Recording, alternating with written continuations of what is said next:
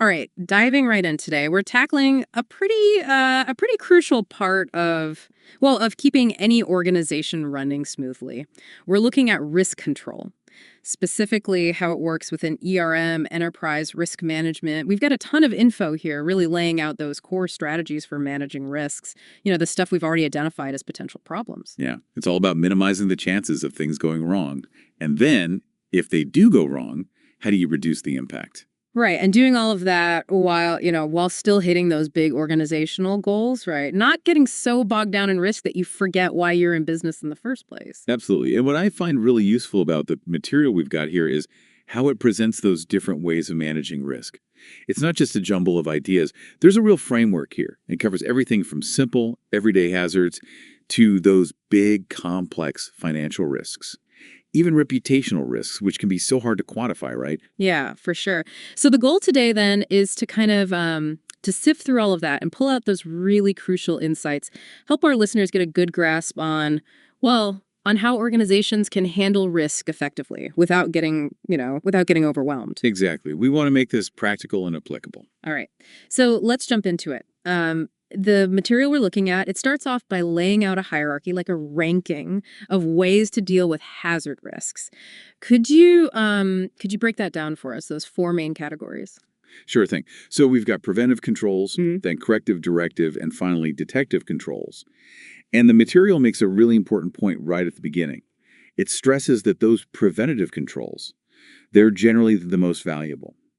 And the reason is pretty straightforward. They aim to stop those hazardous events from happening in the first place. So it's like building safety into the DNA of the organization. Right. Exactly. It's about proactive risk management, not just reacting after something goes wrong. I like that, building it into the DNA. So for someone listening who's maybe trying to wrap their head around this, can you give us an example of a risk where, we're putting a lot of resources into prevention up front, it really pays off in the long run? Good question. Let me see. I think when you're dealing with risks that could have really serious consequences, even catastrophic consequences, but they don't happen all that often, that's where that strong focus on prevention makes the biggest difference. Mhm. Think major safety incidents in say, a manufacturing plant or a large-scale data breach for a tech company. Right. Those high impact but relatively low frequency events. Exactly. And the material gives some good examples of those preventive measures in action. So, something as simple as choosing a less flammable material in a manufacturing process. That's a preventive control. Or physically enclosing an activity that could expose workers to harm. Essentially, you're eliminating that hazard at its source. So before it even has a chance to become a problem. Precisely. Okay, that makes a lot of sense. So we've talked about preventing risks, but what happens when something does go wrong? Where do those other types of controls come in? What's next in that hierarchy? So next up are corrective controls. These are the measures you take after a problem has already surfaced. And the aim is to limit the damage, essentially. Reduce the risk after an event has happened. Okay, so damage control, basically. In a way, yeah. A classic example the material uses is machinery guards. They're not going to stop the machine from malfunctioning, but if it does, they're there to prevent someone from getting injured. Right, so they're about minimizing the consequences. Got it. And then we have directive controls, right? Yes, directive controls are all about providing clear instructions and guidance. Think documented procedures, training programs, and specific response plans for those potential risks. Okay, so making sure everyone's on the same page, knows what to do if something happens. Yeah, it's about steering people toward those right behaviors and actions. Hmm. So you could have, for instance, extensive training on how to use personal protective equipment properly, or a really clear step-by-step guide for what to do if there's, say, a chemical spill. Those would all be directive controls. Right, makes sense. And then finally, bringing up the rear, we've got detective controls. So these sound like they come in last, right? Like after the fact. You got it. Detective controls are there to identify when that risk event has actually happened. They're not about stopping it. It's more about learning from what went wrong. So think post-incident reviews. You have an accident and you analyze what happened, why it happened, so you can hopefully prevent it from happening again. Right, so it's like closing the loop. And other examples would be things like audits and inspections, right? To look for signs that a risk has materialized. Now, the material also talks about disaster recovery planning and business continuity planning. These are pretty common terms in risk management, but where do they fit into this preventative, corrective, directive, detective model? It seems like it's not such a clean fit. Yeah, that's a really interesting point that this source brings up. DRP and BCP, they can be a bit tricky to categorize. Yeah. Some people argue that they're directive because they're essentially giving you that roadmap for navigating a crisis. Others see them as corrective because they kick in after a loss and they're all about limiting the damage and getting things back on track. So picking up the pieces. Right. And then there's even a view that DRP and BCP, they're their own separate category altogether, focused specifically on what happens after a big disruption, like a natural disaster or a major cyber attack, and they're all about making sure the organization can get back up and running. So in a way, they pull elements from both the directive and corrective approaches with a strong focus on resilience. So it's almost like a hybrid or something adjacent to those main categories. But the overall takeaway here is that there's a clear order of preference, right? Absolutely. The source really hammers this home. Preventive controls, they're the most effective because you're stopping the problem at the source. Then you've got corrective and directive controls, helping you manage those risks during or after an event. And lastly, you have detective controls, which, while useful, they're the least effective at actually preventing anything from happening in the first place. Okay, so if we can prevent it, we prevent it. If not, then we try to minimize the damage and learn from it. That's a good way to put it. Now, the material also provides a really great example to kind of illustrate how this hierarchy works in the real world. They talk about an oil and gas company trying to reduce the number of process safety incidents they have. Can you kind of walk us through how they might apply this whole control hierarchy in that context? Yeah, this is a perfect example because the oil and gas industry, it's inherently high risk. The potential consequences of an accident can be enormous. So let's start with those preventive controls. The company might implement what's called HIRA, hazard identification and risk assessment, right from the very beginning when they're planning a new project. The idea is to design safety into their operations from day one. They might also install things like automated shutoff valves or pressure relief systems to prevent those dangerous situations that could be caused by equipment failure or leaks. Right, so it's like building in those safeguards, those redundancies. Exactly. It's about anticipating what could go wrong Yeah. and having those systems in place to stop it from happening. Okay, so that's prevention. What about corrective controls in that same setting, in oil and gas? So for corrective controls, they might focus on really beefing up their maintenance schedules, maybe using those predictive maintenance techniques where they're relying on sensors and data analysis to spot potential problems before they actually become big issues. And they could also improve their near-miss reporting system, really encourage their employees to log any close calls, any equipment issues that they spot, so they can address them proactively. So learning from those close calls before they turn into real accidents. Exactly. It's about being proactive and constantly looking for ways to improve safety. Got it. Okay, and then what about directive controls in an oil and gas company? What would that look like? So on the directive side, you'd have comprehensive training programs for anyone involved in operating those critical processes, really making sure they understand safe work practices, emergency response protocols, and having those really clear, easy to follow manuals and procedures for handling all that dangerous equipment. So basically, a well-trained and well-informed workforce operating within a clear set of guidelines. Exactly. The idea is to minimize human error and ensure everyone is operating safely and effectively. Okay, and then finally, for detective controls, what would those look like in this example? So the material mentions gas detection systems. Those would be an existing detective control, Mhm. right? They're there to identify a leak as it's happening so you can intervene quickly. And to enhance this, the company could implement regular safety audits, maybe bring in external experts to assess their operations, or even do those employee behavior assessments, making sure that everyone's actually following those safety protocols. Right, making sure the rules are actually being followed on the ground. So it's really a multi-layered approach to safety. And the material mentions a few other, I guess what you would call evaluative controls that this oil and gas company might use. What would those be? Yeah, they talk about routine pipeline inspections, making sure there's no corrosion, no damage. Also, inspecting storage tanks for the same reason. And even monitoring energy consumption patterns, looking for any unusual spikes that might indicate a problem with a piece of equipment, or even an unsafe operating practice. So it's not just about responding to what's already happened, it's about proactively looking for those early warning signs. Exactly. And the takeaway from this whole oil and gas example is that all these different types of controls, they need to be integrated into a structured loss control program. That's how you effectively reduce those process safety incidents and minimize their impact. Okay, that makes sense. So we've gone through the control hierarchy. Now let's shift gears a bit. The material also introduces this idea of a hazard risk zone, and it talks about using a risk matrix. Can you kind of break down what those different zones are? Yeah, so picture a grid, right? Like a graph. Yeah. And on one axis, you have the likelihood of a risk happening. And on the other axis, you have the potential impact of that risk. So the material describes three main zones on this matrix. The first one is what they call the comfort zone, and this includes risks that have both a low likelihood and a low impact. So these are generally risks that an organization can accept without doing much about them. Like the everyday bumps in the road?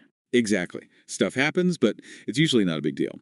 Now, as the likelihood and the impact of a risk go up, you move into what they call the cautious zone. This is where things get a bit more serious. So the yellow light starts flashing. Exactly. When a risk falls into this zone, the organization needs to decide what to do about it. Should they actively manage it, try to reduce the likelihood or the impact, or maybe transfer the risk, like through insurance? Okay, so time to start thinking about options. Right. And then finally, you have the concern zone. This is the red zone. When a risk is both very likely and could have a huge impact, that's when it lands here. And in this zone, the organization's goal is to try to eliminate their exposure to that risk entirely, if at all possible. So that's when the alarm bells are really going off. Exactly.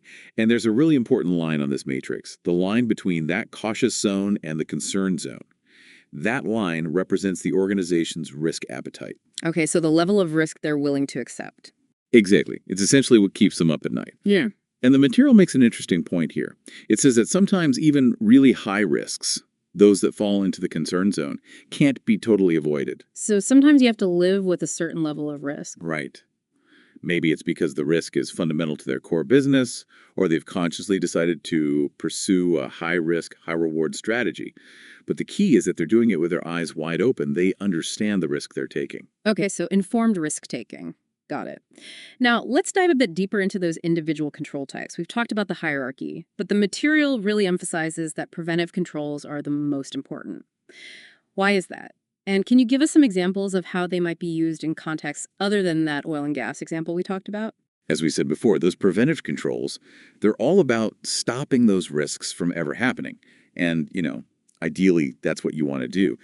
But the source does acknowledge that, well, completely preventing every risk, it's not always possible. Or maybe it's not practical or even desirable if it means shutting down key parts of your business. Right. Sometimes you have to take some risks to succeed. Exactly.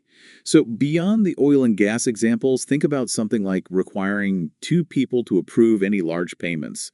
That's a preventive control against fraud. Right. Checks and balances. Exactly. Or separating the duties of someone who orders goods from someone who authorizes their payment.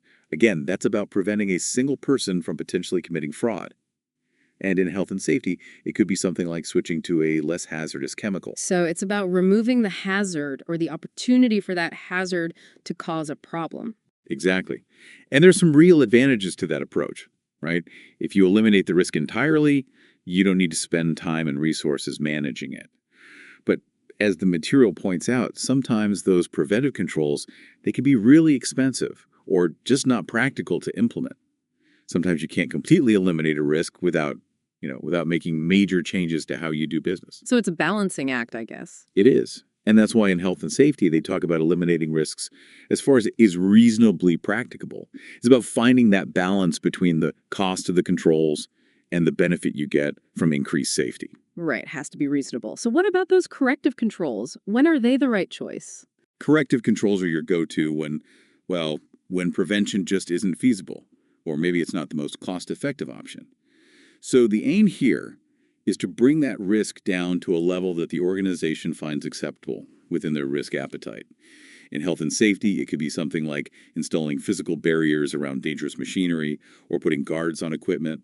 For preventing fraud, you might have things like passwords, access controls, rotating staff in sensitive positions, things like that. So it's about limiting the damage if something does go wrong. Right. And those corrective controls, they often have the advantage of being simpler to implement than those big preventive changes. They can also be pretty cost-effective, and usually you can integrate them into your existing operations without having to disrupt everything. But, as the material notes, sometimes it can be hard to measure just how effective they are. How do you know if they're really worth the investment? Exactly. And sometimes they might end up being more complex or more expensive than you initially thought. And often they're driven by regulations, which, can sometimes add extra costs and make things less efficient. There's also the potential for unintended consequences.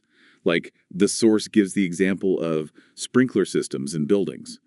They're great for putting out fires, but if they go off accidentally, you could have a lot of water damage to deal with. Right, so you have to think it through carefully.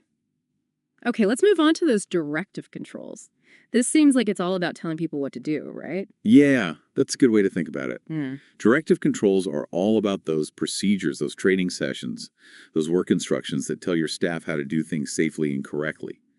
And almost any task that has some level of risk associated with it will have some kind of directive control in place. So it's about setting those clear expectations and then making sure that people are actually following those procedures. Right. And one of the benefits of directive controls is that you can usually build them into your regular training programs. It becomes a natural part of how you onboard new employees and how you do ongoing development. But, the source makes a good point here. It says that directive controls, they're not as effective as preventative or even corrective controls when it comes to managing risk. Because you're relying on people to follow those instructions, right? Exactly. Yeah. And people aren't always perfect. So you need to have good oversight to make sure those directive controls are actually being followed. So it's part of the solution, but not the whole solution. Right. They're definitely valuable, especially in things like contracts, where you have those very specific instructions for how to handle certain situations. And they're often the first line of response when something unexpected happens. But on their own, they're not enough. Okay, and then finally, we have those detective controls. We talked about how their purpose is to identify when something has already gone wrong. So, aside from those post-incident reviews, what are some other examples of how organizations might use detective controls? So think about things like inventory checks. You're making sure that nothing has gone missing. Or, those bank reconciliations, they're a detective control to spot any unauthorized transactions. And then there are those post-project reviews where you're analyzing what went well, what could have been done better. These are all about learning from what's happened. So, it's about catching problems early and then using that information to improve things going forward. Exactly. And one of the benefits of detective controls is that they can be pretty simple to put in place. And they can give you those early warnings that maybe your other controls aren't working as well as you thought. But obviously, the big downside is that by the time a detective control alerts you to a problem, the damage is already done. Right, it's not preventing anything. No. But the good news is that just having those detective controls in place can sometimes be a deterrent. People are less likely to try and get away with something if they know there's a good chance they'll be caught. And even though you can't prevent all fraud, if you can detect it early, you can often limit the damage and hopefully prevent it from happening again. Right, so it's still valuable. Okay, we've talked about the different types of controls, but the material also gets into the cost of those controls.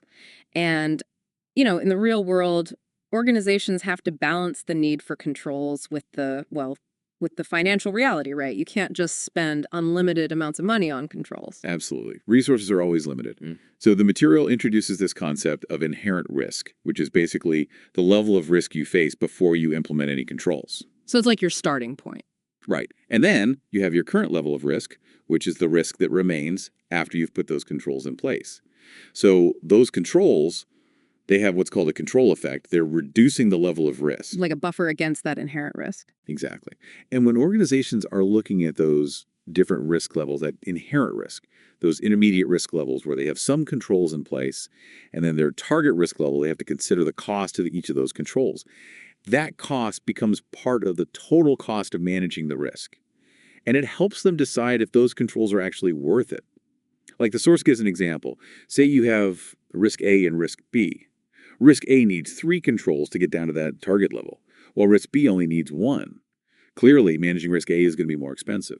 So you have to factor that into your decision making. Absolutely. And it's important for management and internal audit to constantly evaluate whether those controls are actually working effectively and efficiently. If they're not, maybe you need to find a different solution. And that difference between the inherent risk and the current risk, that tells you how much of an impact your controls are having. So you can see how much progress you're making. Exactly. And if you then decide you want to reduce your risk even further, you're going to need to put in more effort, invest in additional controls to get down to that new target level. So it's a dynamic process, constantly evaluating and adjusting. Exactly. Risk management is never set and forget. Okay, that makes sense. And this all ties into the concept of risk treatment and cost-benefit analysis. How do organizations actually decide which controls to implement? Right. So risk treatment, which you can also call risk response or risk control, it's about choosing and putting into action those measures that are going to reduce both the likelihood and the impact of a risk. And the source, it suggests a really logical approach for considering those different types of controls. First, you look at prevention. Can you eliminate the risk entirely? If you can't, then you move on to those corrective controls to try and minimize the impact if something does happen. And then once you've reduced the risk as much as you can, in a way that makes financial sense, you bring in those directive controls to guide people on how to manage that risk day to day. And finally, you might add those detective controls as kind of a safety net.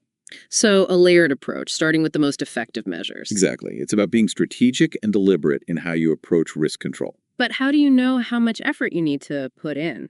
How many controls, how strict those controls should be? The source recommends assessing each risk at its inherent level, meaning before you've implemented any controls. This gives you a realistic picture of how much exposure you have and what you're really dealing with. And by calculating the risk exposure both before and after you implement specific controls, you can actually measure how effective each control is. And that allows you to do a cost-benefit analysis for each control. So you can prioritize those solutions that give you the most bang for your buck. So you're not just throwing controls at a problem, you're being strategic and considering the cost. Exactly. It's about finding the right balance between reducing risk and managing costs. And it's not a one-time thing. You need to continuously evaluate and adjust your controls as your business changes, as the risks you face evolve. Okay, so dynamic risk management. Now, the material gives a whole bunch of examples of key dependencies and significant risks that organizations might face. And it breaks them down into different areas: financial risks, infrastructural risks, reputational risks, and marketplace risks. Let's kind of touch on some of these, starting with those financial risks. What are some examples of controls that might be considered? Yeah, the lots of examples in the material. They talk about insufficient funds from a parent company, inadequate profit due to bad capital expenditure decisions, fraud due to inadequate controls, and higher than expected pension fund liabilities. So, some pretty common challenges for a lot of organizations. Yeah, these are issues that a lot of companies have to deal with. And for each of those, there are different control approaches you could consider. So, for example, if you're worried about insufficient funds from the parent company, you might look at diversifying your funding sources, securing lines of credit, or improving your cash flow forecasting so you can anticipate your needs better. Right, so spreading the risk. Exactly. And if the problem is inadequate profit, maybe due to poor investment decisions, you might strengthen your due diligence processes for those capital expenditures.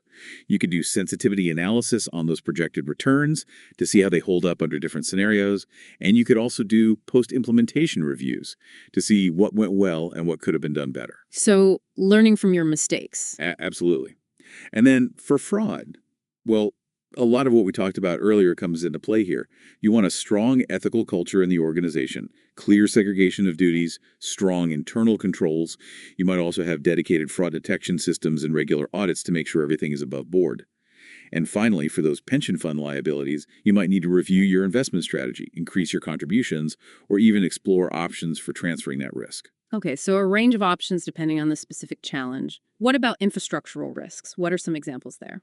Yeah, the source gives some good examples here. They talk about failure to achieve or maintain health and safety standards, which could be a huge problem. Then there's the risk of damage to a key location by, say, a fire or a natural disaster, IT control systems becoming unavailable, or even disruption to your operations due to a supplier going out of business. So some pretty serious potential consequences. What kind of controls would you consider for those? Well, for health and safety, that's where all four categories of controls really come into play. You've got preventive measures like regular equipment maintenance and safety training. You have corrective controls like those safety guards on machinery and good emergency response procedures. Directive controls would focus on establishing clear safety policies and making sure people are following them. And then detective controls like those regular safety audits and incident investigations. So a comprehensive approach to safety. Exactly. It's about managing those risks from all angles. And for damage to a key location, you might consider preventive controls like building codes and fire-resistant materials, Corrective controls would be things like sprinkler systems and firewalls. Directive controls would be emergency plans and evacuation procedures. And then detective controls could be things like fire alarms and security patrols. And for those IT system failures, cyber attacks are a huge concern these days. Yeah, and that's a really good point. For IT security, preventive controls are absolutely crucial. You need robust antivirus software, firewalls, strong access controls, all of that.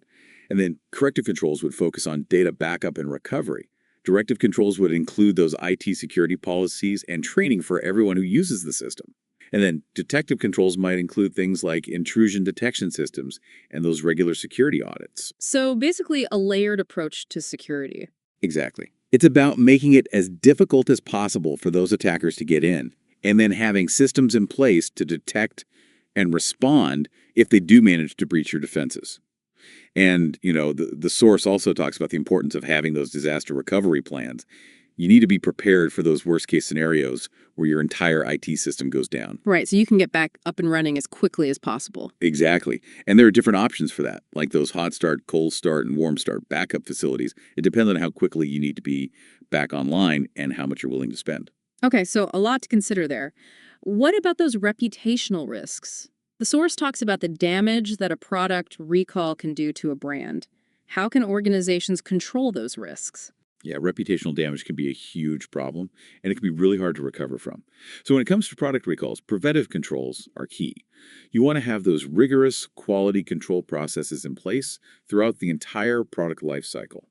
And then detective controls would be things like robust customer feedback mechanisms so you can identify potential problems early on. If a recall does happen, you need to have a plan in place for managing it effectively and communicating transparently. That would fall under those corrective controls. And then you also want to have clear communication strategies to manage public perception. Those would be your directive controls. So it's about getting ahead of the problem and then responding quickly and honestly if something does go wrong. Exactly. Transparency is key in these situations. What about environmental risks? That's another area where reputation can take a hit. Yeah, absolutely. And with the growing concern about climate change, organizations are under more and more pressure to minimize their environmental impact.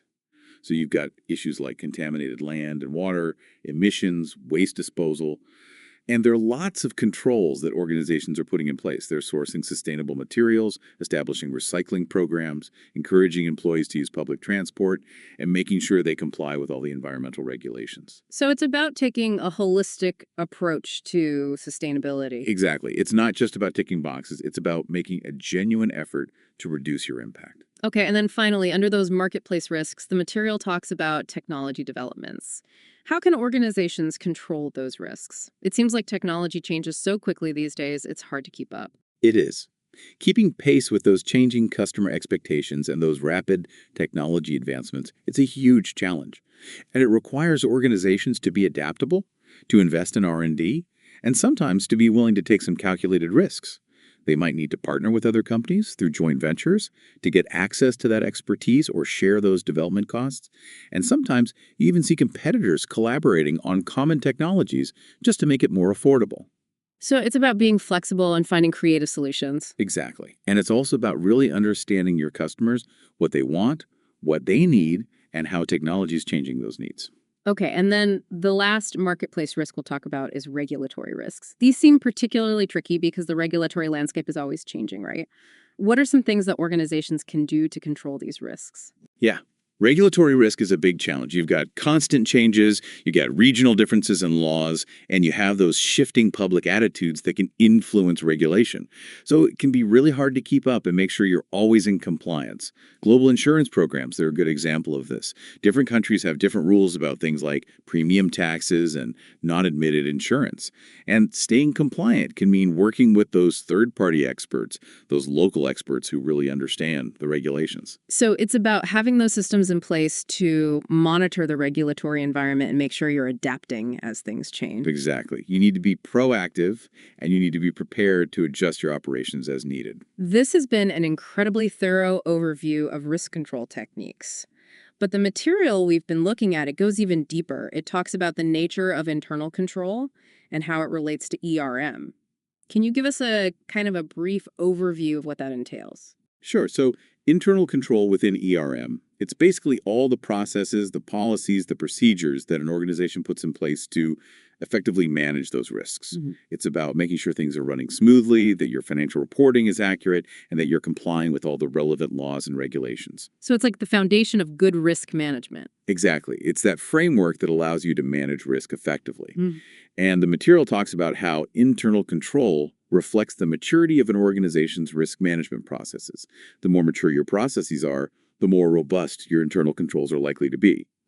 And it mentions a bunch of different models for evaluating the control environment, things like IALA, COCO, OICOIL, the four Ns. These are like different lenses for looking at how well an organization manages risk. And these are all acronyms, by the way, for those who are wondering. ALIALAC, COCO, AFOILA, 4Ns. Right. And they all have slightly different focuses. ILAS looks at leadership, integrity, learning, accountability, and communication. COCO focuses on purpose, commitment, capability, and monitoring and learning. FIL is about how integrated risk management is within the organization. And then the 4Ns is a simpler model that looks at the overall risk maturity of the organization. And it seems like the COCO framework is given a bit more attention in the source material. Can you tell us a bit more about that one? What are its main components, and how does it help organizations evaluate their control environment? So COCO, which stands for Criteria of Control, it was developed in Canada, and it's essentially a framework for assessing the quality of an organization's control environment. And it's built around four interconnected components, and they all kind of work together as a continuous cycle. So first, you have purpose. This is all about setting clear objectives, understanding those risks that might stop you from achieving those objectives, and having those policies and procedures in place to manage those risks. And then you have commitment. This is about ethical values, making sure everyone in the organization understands and shares those values, having clear roles and responsibilities, and building that environment of trust. Okay, so purpose and commitment. What are the other two components? Right, so then you have capability. This looks at whether people have the knowledge, the skills, the tools they need to do their jobs effectively. It also considers whether your communication channels are working properly and whether you're making decisions based on good information. And then finally, you have monitoring and